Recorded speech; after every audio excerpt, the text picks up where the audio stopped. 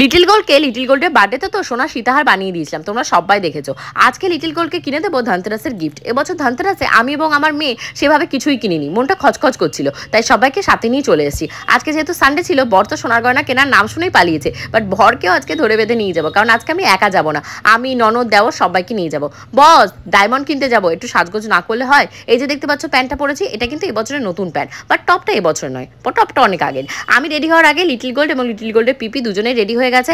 এখন চটপট করে বেরোতে হবে, জুতো পরিয়ে নিয়ে, আমাদের কাছাকাছি যেহেতু গাড়িতে করেই যাব। তো এই দেখো, যেমন কথা তেমন কাজ, চলে এসেছি আমাদের বাড়ির পাশেরই একটা জিভার শোরুমে, সেখানে এসে ডায়মন্ড দেখবো। অ্যাকচুয়ালি আমার হাতে কিন্তু একটা ডায়মন্ডের রিং ছিল, তোমরা জানো, সেটা না এক্সচেঞ্জ করবো। এক্সচেঞ্জ করার আগে সেটা দেখি কি ড্যামেজ হয়ে গেছে, ভেঙে গেছে। এই নিয়ে দুবার আমার ভেঙে গেছে, দুবারই আমি এক্সচেঞ্জ ভ্যালু পেয়ে গেছি, পুরো ভ্যালুই পেয়েছি।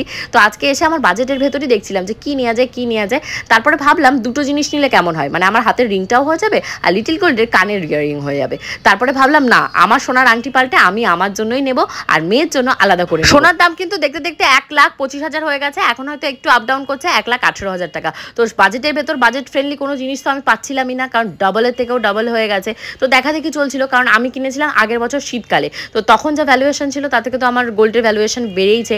আর এগুলো যেহেতু 18 ক্যারেটের রয়েছে বা 14 ক্যারেটের রয়েছে, তো নিলে তো গন্ডগোল হবে।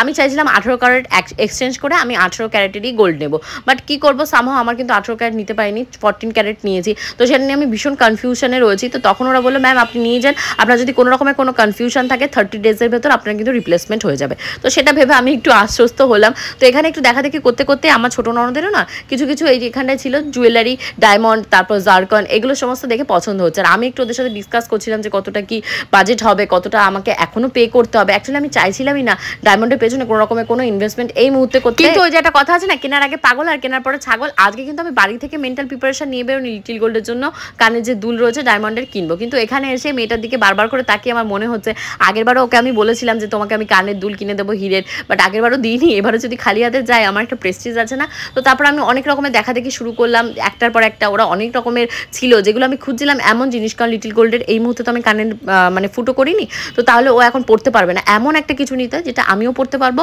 পরবর্তীতে লিটল গোল্ডের যখন কানের পিয়ার্সিং হবে ও পড়তে পারবে। বাট এত কিছু তো একসাথে মেলানো সম্ভব না, আমার বাজেট ফ্রেন্ডলি চাই, দুজনে মিলে পড়বো, মা মেয়ে মিলে, এত কিছু সম্ভব নয়। কিন্তু পরে আমি একটা নিয়েছি আমার বাজেট ফ্রেন্ডলি। আর কি বলতো, এইরকম টাইপের টপ না আমি ট্রাই করিনি এর আগে, আমি জ্ঞানও তো কোনোদিনও টপ বা পাশা ট্রাই করিনি, তোমরা দেখতেই পাও। যেহেতু আমার মানে ফেসটা না একটু ব্রড, আমি সবসময় ঝোলা টাইপের বড় টাইপের ইয়ারিং এগুলো সব পছন্দ করি। তো আমার প্রিয় ভিউয়ার্স অবশ্যই তোমরা কমেন্ট করে জানিও যে আমি যে কানের দুলগুলো ট্রাই করি সেগুলো ভালো লাগবে টপ, নাকি আমাকে বড় বড় কানের দুল পরলেই ভালো লাগবে। আর আমরা এখান থেকে কী শপিং করেছি সেটা যদি তোমরা দেখতে চাও, তাহলে আমার পরবর্তী ব্লগের ওয়েট করো, কারণ সেখানে তোমাদেরকে দেখাবো আমরা ব্যাগ ভরে